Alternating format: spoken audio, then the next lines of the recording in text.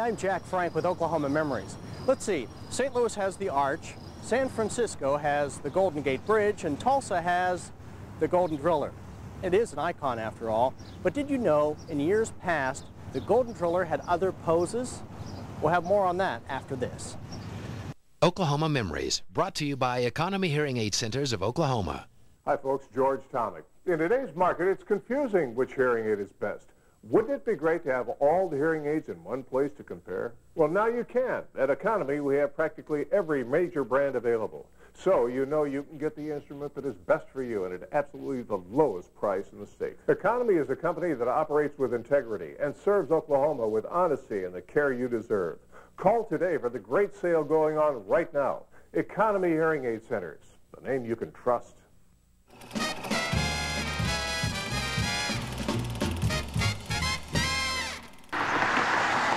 He is perhaps Tulsa's best-known landmark.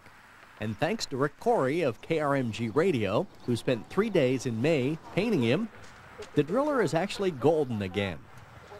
My thought was, let's paint him like a real guy. We'll paint boots on him and jeans and the whole thing. No one's ever seen him that way. And everybody, no, he's the Golden Driller. He's our Golden Driller. He's Tulsa's monument. No, we can't paint him that way. And I never realized he was really that close to so many hearts, but he is. People are passionate about the driller because he represents the oil business. And the statue has a history dating back to the old International Petroleum Expositions. The IPE, as the shows were called, were the world's fair of the oil industry. Visitors came to the fairgrounds from across the globe to check out the latest equipment. There were a lot of pumps, all kinds of massive machinery to check out. There were speeches and famous oil men.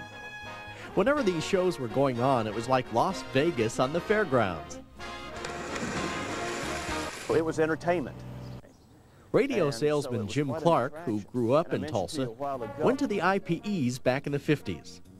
You go to the fair now or the Home and Garden show and you get yardsticks. Well, all these companies had pens, pencils, little miniature pumps perhaps, all sorts of just little collectibles that you could pick up. Well, if you attended oil shows in the 1950s, you would have seen a golden driller that looks different than the statue we have today. Actually, there were a couple of different temporary golden drillers, each with a different pose. And I remember coming, and I guess I must have been in my mid to late teens, and seeing the actual mid-continent rig, unit rig, which had a mast that must have been 150, 200 feet tall. And at that time, the golden driller was perched on it as a roughneck climbing up the mast, holding on with one leg up. In the mid-1960s, it was decided that a driller statue should become permanent on the fairgrounds, a monument to the petroleum industry. His skeleton was made from steel and wire mesh. His body would be plaster. His shoes were each 1 ton.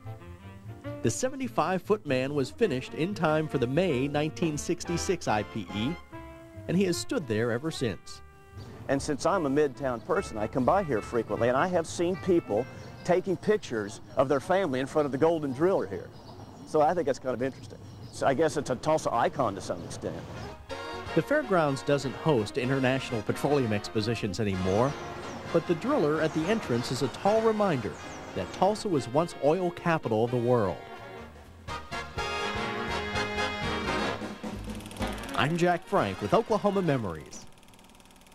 Late night leader. The check's in the mail.